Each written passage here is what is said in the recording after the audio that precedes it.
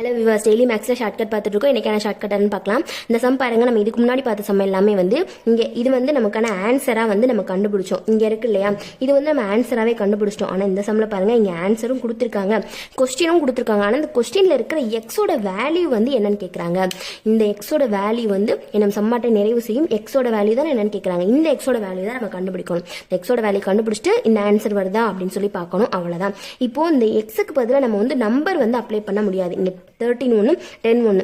அப்போ இந்த ரெண்டு ஆப்ஷனும் நமக்கான ஆன்சரா இருக்காது. இப்போ ஏ ஒன்று இருக்கு, பி ஒன்று இருக்கு. லெட்டர் தான் நம்ம அப்ளை பண்ண முடியும். இப்போ இந்த ஏ லெட்டர் அப்ளை பண்ணி பார்ப்போமா, நெக்ஸ்ட் பி லெட்டர் அப்ளை பண்ணி பார்ப்போம். இப்போ ஏ லெட்டரை இங்கே எக்ஸுக்கு பதிலாக ஏ அப்ளை பண்ணணும். எக்ஸுக்கு பதிலாக ஏ அப்ளை பண்ணோம்னா ஏ பவர் 3 வரும் இன்ட்டு ஏ பவர் 10. இப்போ அடிமானம் சம்மா இருந்துச்சுன்னா அடுக்குகளை கூட்டிக்கிடலாமா. இப்போ இந்த 2 ஏக்கு பொதுவாக ஒரு ஏ எடுத்துக்கிறோம். அடுக்குகளை கூட்டணும் அப்படின்னா 3 + 10 என்ன வரும், 13 அப்படின்னு வரும். இந்த ஆன்சர் வந்துருச்சா, அவ்வளோதான். அப்போ ஏ பி ஆப்ஷன் தான், ஏ தான் நமக்கான ஆன்சர்.